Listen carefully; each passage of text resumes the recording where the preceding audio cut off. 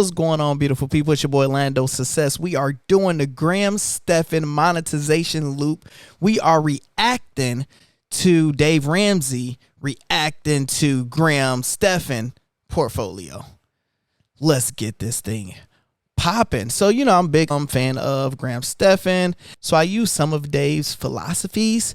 But, you know, let's go ahead and check out what Graham did. So I'm going to react to him reacting. Let's go. And there's my debt, $4,020,000. It's all 5 mortgages, 30-year fixed between 2.875 and 3.625%. All right, so he started it off, say title deed. His debt is $4 million in total. 5-time mortgage, 30-year fix. Anything under 4%, in my opinion, is good. I just seen a notification on Watcher Guru today saying average 30-year fixed mortgage rates is like 6.25%. I'll probably put a post where y'all can actually see the picture. So anything under 4% is good right now, so I'm not too mad at that if you're using that money for something else. I mean, if you're willing to let that kind of money just evaporate, I personally don't do anything like that. So I never thought this would happen, but I was able to sit down with somebody who I've looked up to for almost a decade, Dave Ramsey. Well, you don't know about how... Shut up. Don't spend more than you have. He's one of the world's most successful authorities on personal finance, with the largest independently owned and operated radio talk show in the country, 3 New York Times. Think of being a regular person, then always like looked up to, like me. Mine is Warren Buffett. Like, you let me just meet Warren Buffett and just touch him, I'm just going to faint. I'm just going to spaz out. It's really like 3 people: Warren Buffett, Jay-Z, probably The Rock. Too many people. You know, I've met so many celebrities. They like regular. Sellers, over 1 billion views on social media, and more than $600 million worth of fully paid off real estate. And today he is critiquing Now, Dave Ramsey, I wouldn't care too much about meeting him because he's rich, but I don't know how rich he is. Until you watch this, you actually gonna see he's rich. every single one of my investments. So sit back, hit the like button, and subscribe if you want to see me react to all of his fully paid off investments. And now with that said, let's begin. So as the personal finance expert, I would love for you to review my portfolio and give your honest thoughts about each of the properties I own, my stock market portfolio, and how you would improve it, or what you think I could do to make it better. And I have everything mapped out on this iPad here for you to start. Graham is so organized. Every single thing he owned, he pre-planned this, mapped it out, got it easy on a little iPad. Like, Graham is so organized with that type of stuff. Me, it'd be like, hold on, let me log into my crypto.com account. Cost $59,500. Renovation was $12,000. This is the first property I bought. At the time, I didn't have any credit. I had 4 years of income saved up, and I bought this one cash. I actually went to a bank. What went wrong after that? I went to a bank, and no one would give me a loan because I didn't have a credit score. Right. And I thought that was ridiculous because I said I had never needed debt. I paid everything off in cash. Yep. I had a solid income. I had 4 years of tax returns, and the banks turned me down.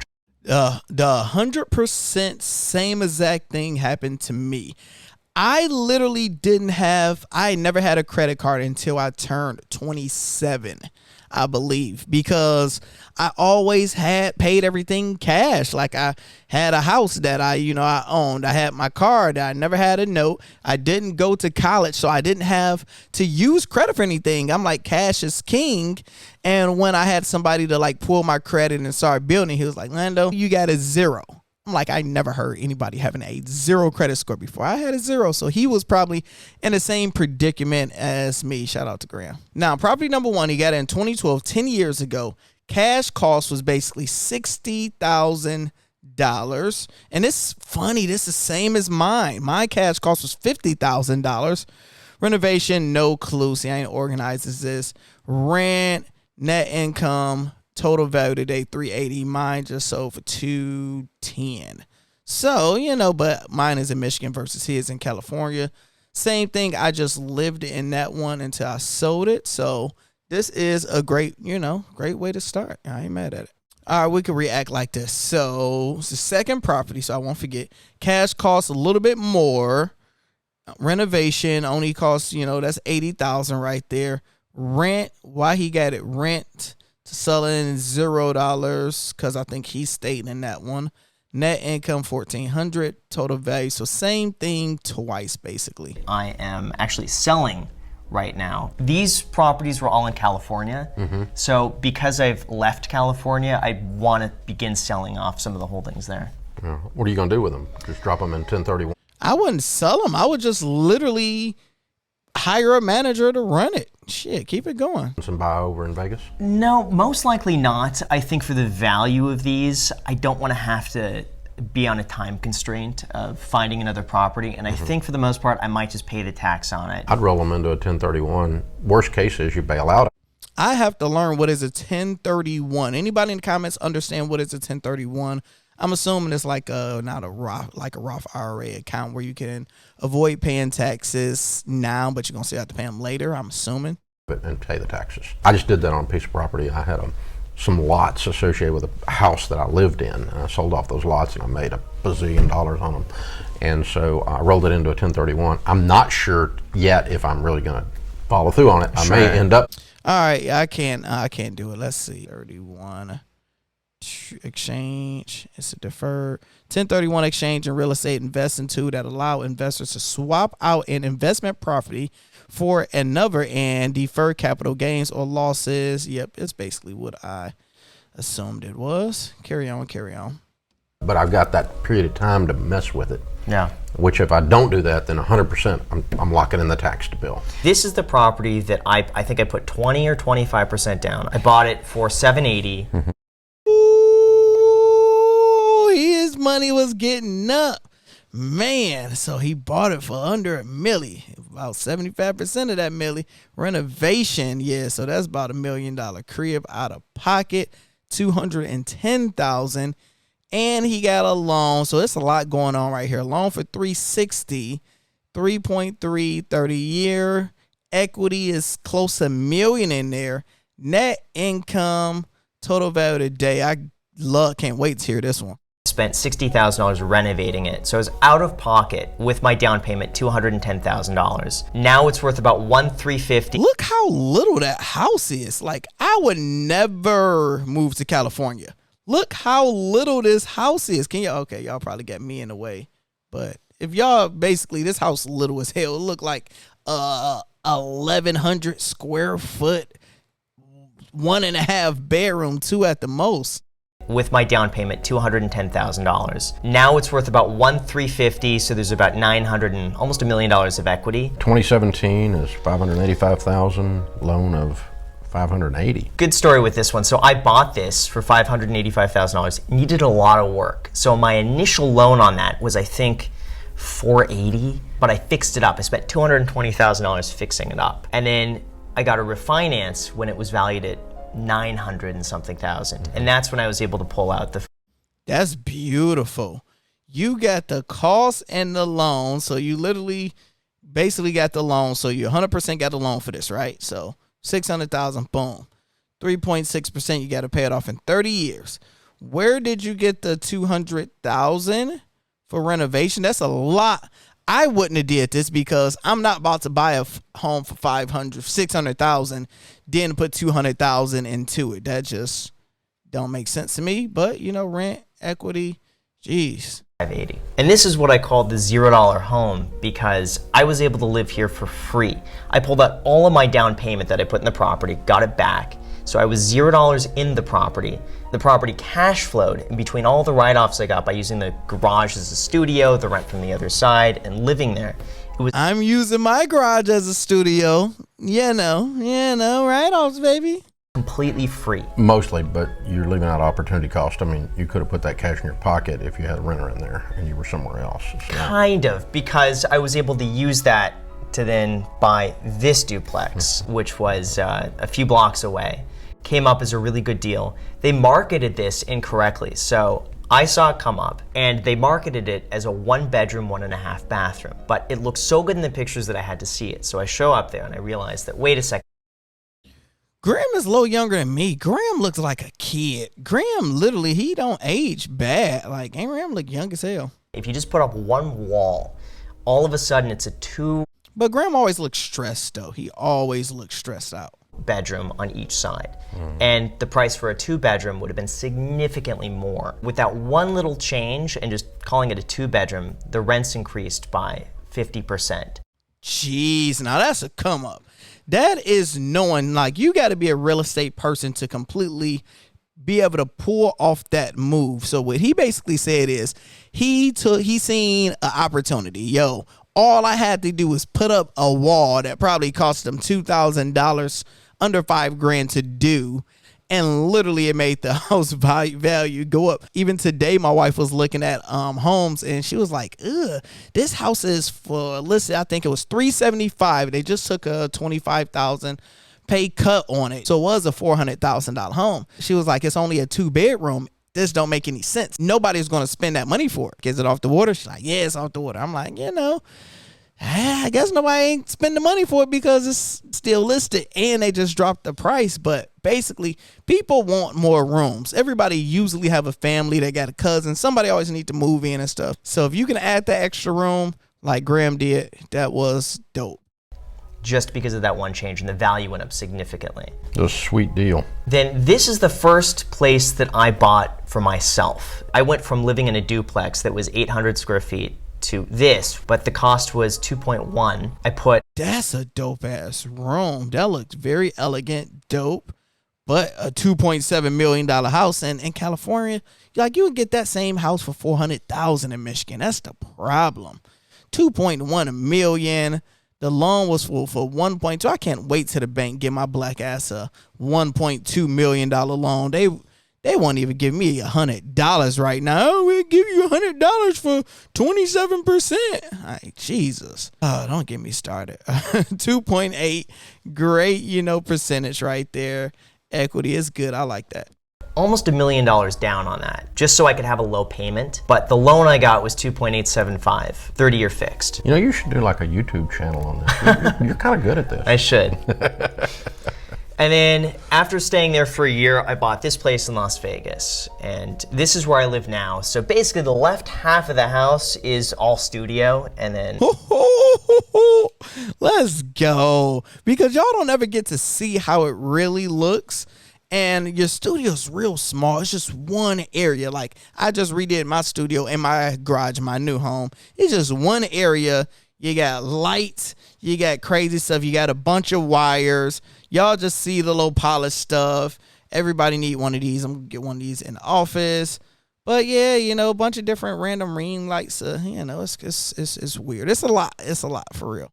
The right half is all the living space. That's cool. This is what I've really been working on for the last 2 years, is diversifying into stocks. The majority of... Now, this is my area of expertise since I'm not too big in real estate. Other investment, stock market. He have $6.7 million into the stock market. Knowing Graham, he want to get to 7 million. His goal is to get to 10 probably. So he got 5.2 million in index funds, 80% in the S&P 500 index fund, 20% in international stocks. So hear me out. This is the thing, like, the YouTube game is fun. It is fun for me to basically do Tesla videos, for me to do AMC videos. I'm just doing that for the views, the clicks. Once I get rich, my personal portfolio is going to be boring as hell. It's going to be 3 ETFs, probably just index fund, and like Tesla, Apple, just for personal purposes. Outside of that, the richer you get, the more boring your portfolio should be. You don't want 100 different stocks in your portfolio when you're rich. And it's 5 individual holdings. It's ENPH. What the hell is ENPH? Enphase Energy. Like, what the hell is this? And it just came out in 2012. It's up. What's his dividend? What even paid on? He paid. Why he got his money in this? It's going up like hell. Like, look at this. From 2020, it was at 46. We over 200, almost $300 right now. So I have to do some more research into this because I have no idea why he's in that, but it looks like a great investment. So thank you, Graham, for putting a player on that one. All right, he have Google. We love Google. He got some money in some damn Walgreens. They don't even, that's weird. But, not bad. That is 80% S&P 500, 20% international. And then I do have some individual stocks, and those are the 5 largest holdings. We tell folks not to have more than 1% of your net worth in single stocks, because a lot of people get to play in single stocks and lose their butt. The numbers out there on the individual buying and selling single stocks to build wealth are horrendously bad. They're really bad. I don't buy any single stocks because I don't track it. I don't want to spend the time on fooling with them.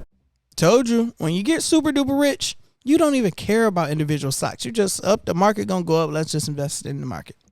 I would become obsessed with it. It would drive me nuts. But you got a small percentage of your total net worth in this, and as long as it doesn't take up a large percentage of your time for that small percentage of your net worth to screw with those singles, then they're fine. I don't have an opinion about Google or Apple or whatever because I don't even track them. We got 450 grand in crypto, and that's been highly volatile.